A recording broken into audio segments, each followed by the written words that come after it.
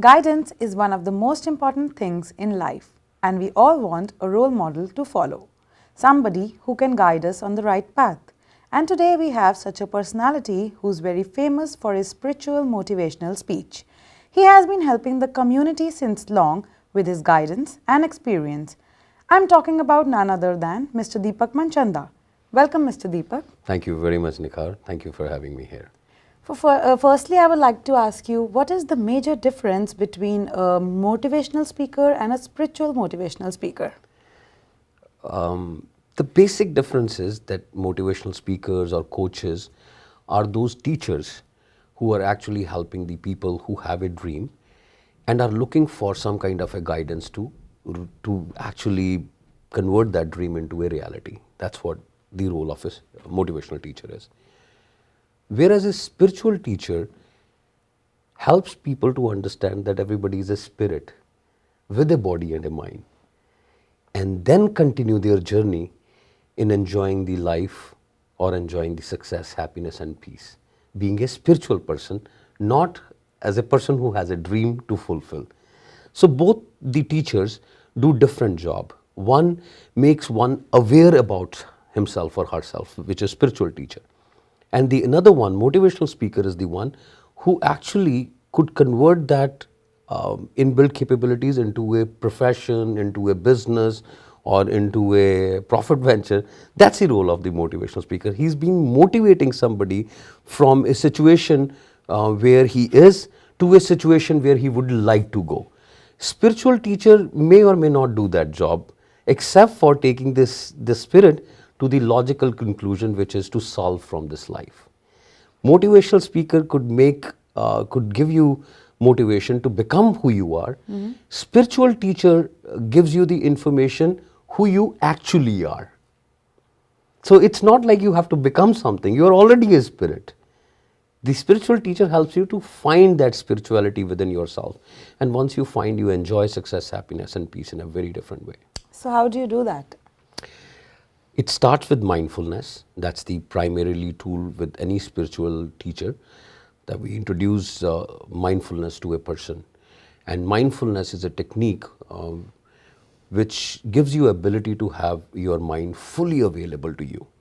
Normally, when, let's say, even when I'm talking to you, people can think about something else, like, what are they going to do in the evening, or how's their schedule for tomorrow, or some stress at their own level in their life, which could be medical or financial or anything.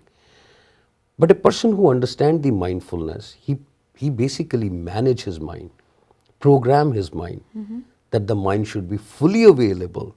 And once mind is fully available, it gives us the ability to have more choices than the normal.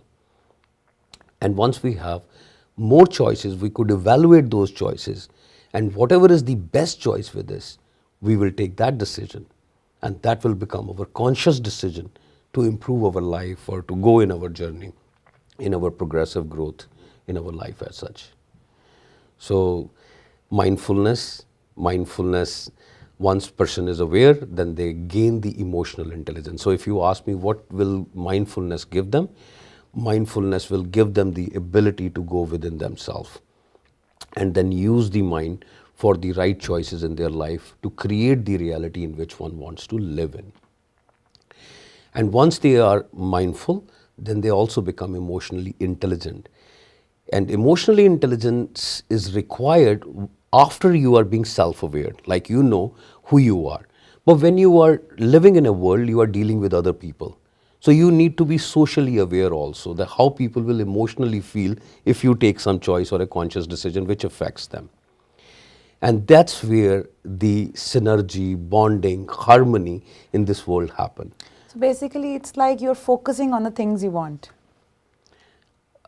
The spiritual, as I told you, spiritual teacher's job is not to focus on what you want, but basically what is required for a spirit. Okay. My message, if you ask me what is my message or where I am helping people, I have understood in this life that we all come here for a test. And we have to liberate from this life and death. And that's where I'm helping people spiritually to understand this message which has been conveyed since the origin of the humanity. Or if you could check any of the religious book, the only purpose for a human being to be on the earth is to liberate self from this cycle of life and death. After this life, we should always be with the God. That's what is the role of the spiritual teacher. And I don't think so that it is very close to the motivational.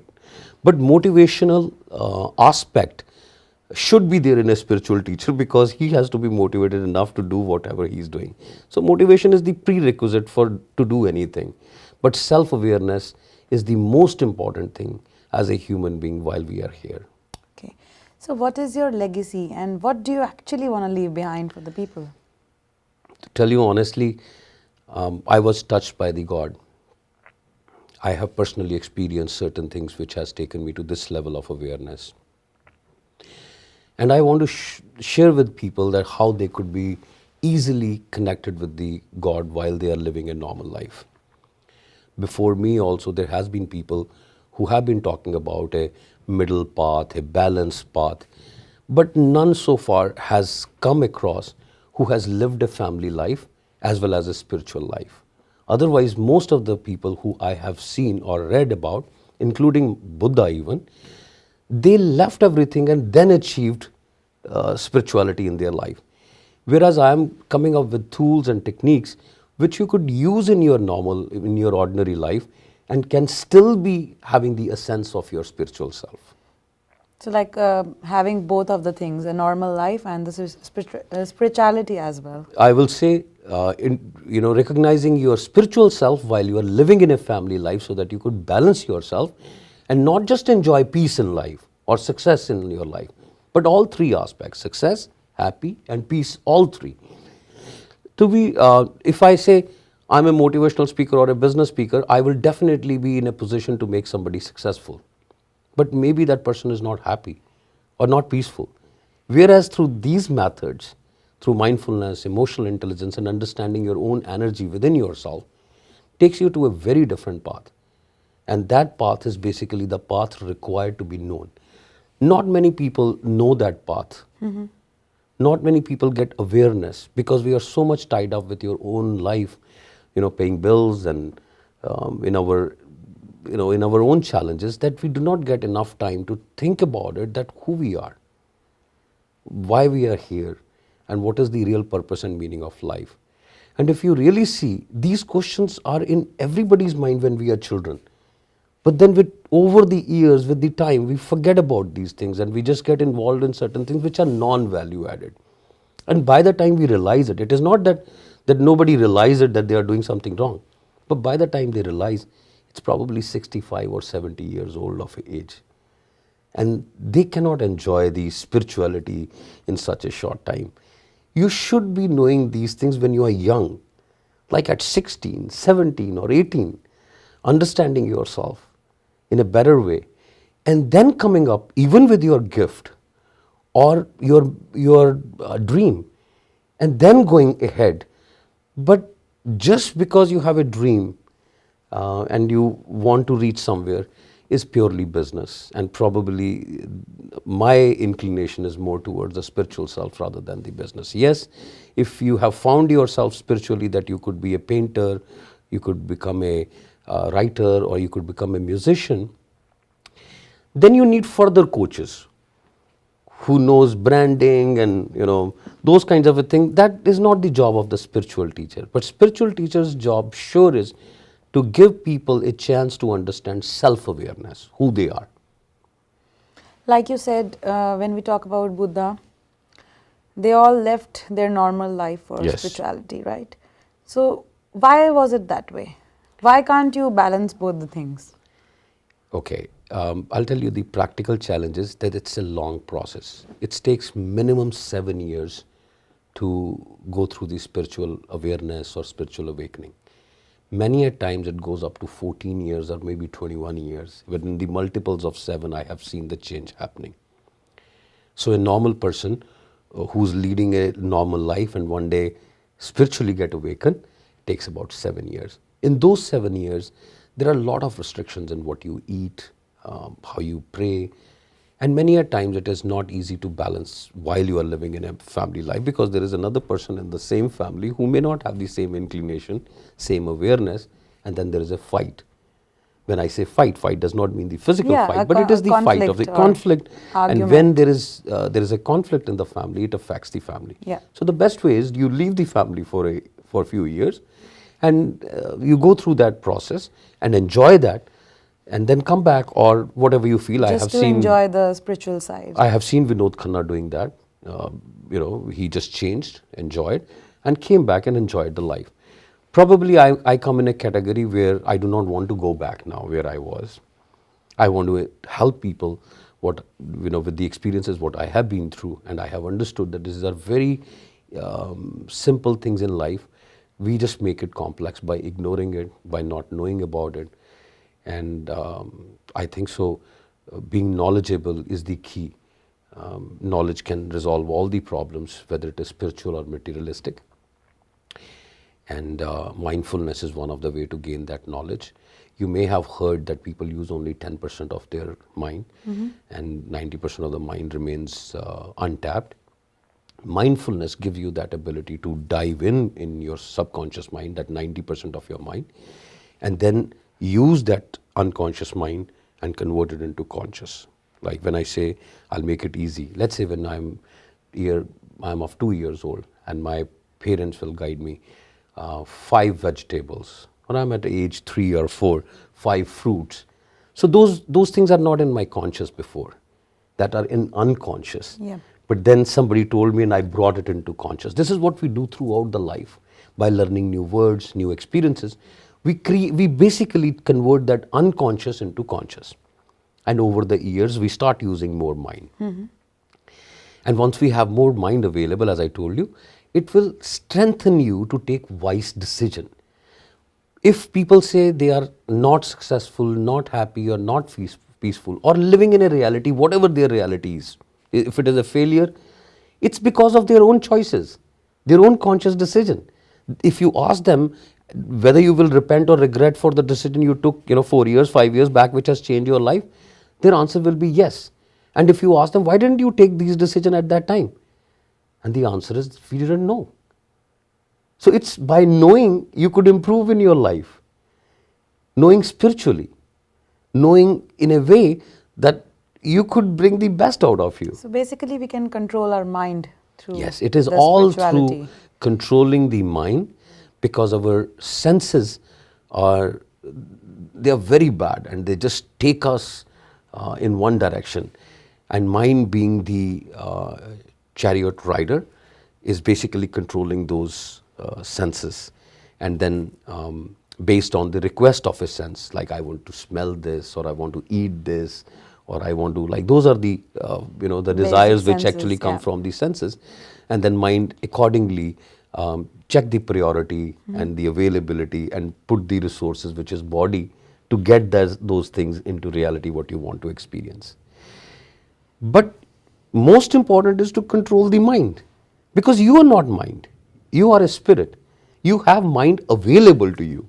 So if you already have a driver in your control, how could you take decisions which are influenced by your bad senses? Because your mind was not in your control. And that you learn with only experiences. And those experiences come only when you get focused towards those things. And it is only the focus which opens up a new horizon, new stargate, new awareness, new conscious, which takes human being to new heights, which are also called as the person is now in the higher consciousness. So that's what it brings, the spirituality brings in your life. So as a profession, you are a computer engineer. I studied in university, yes, Yeah. I am a computer engineer. Then why this spiritual motivational speaking? Like, what is your motivation behind being a spiritual speaker? I'll tell you what I have experienced. I do not know about others. Number one, anybody in this world who is a discoverer or inventor goes through a similar kind of experiences. Like in case if you eat something, you will use your teeth to chew it, your esophagus will take it to the stomach, and how it works in your body will exactly work in my body. If our 11 systems, nervous system, excretory system, digestive systems, all work same, then our spiritual system also works in the same way. All right. So what probably Elvis Presley has gone through, or Tesla has gone through, or Buddha has gone through, that process is a prerequisite, a mandatory aspect for any human being to go through it, irrespective of caste, religion, boundary, city, country. That's independent, but the process remains same. And as I mentioned before also, that process is so tough, so long, that many a times the people around you cannot cope up with that. And why I am doing it, the reason behind, simple reason is that there are two kinds of people. One is who believe in God's willing, call as, inshallah, like who says like inshallah or God's willing, and another people are like who believe that everything is happening according to the God willing. If I'm talking about this language, I could assure you, I have no capability, my personal capability to talk about this subject unless and until I'm being motivated by something which is external. And I think so, that power, that decision maker who has created us in a form of a tree. And each one of us is blessed at a right time, those abilities, which comes as our fruit. And I think so, this is my fruit. Even if you will not eat it, it will grow from me. And it may fall on the ground and be rotten. And I am trying that with my own motivation, I just want that before it falls on the ground and get rotten, it should reach to the right people, to humanity, who could enjoy their spiritual self and have the same experience what people have been having it for years before them, during this time, and even after this time. There will be people coming up who will say that we are spiritually awakened. Until and unless you are spiritually awakened, you cannot do anything which is above normal. You cannot paint, you cannot write, you cannot run, you cannot fight those challenges like your medical or financial. So the most important thing is to understand your spiritual self, and once you have understood, then you could enjoy everything.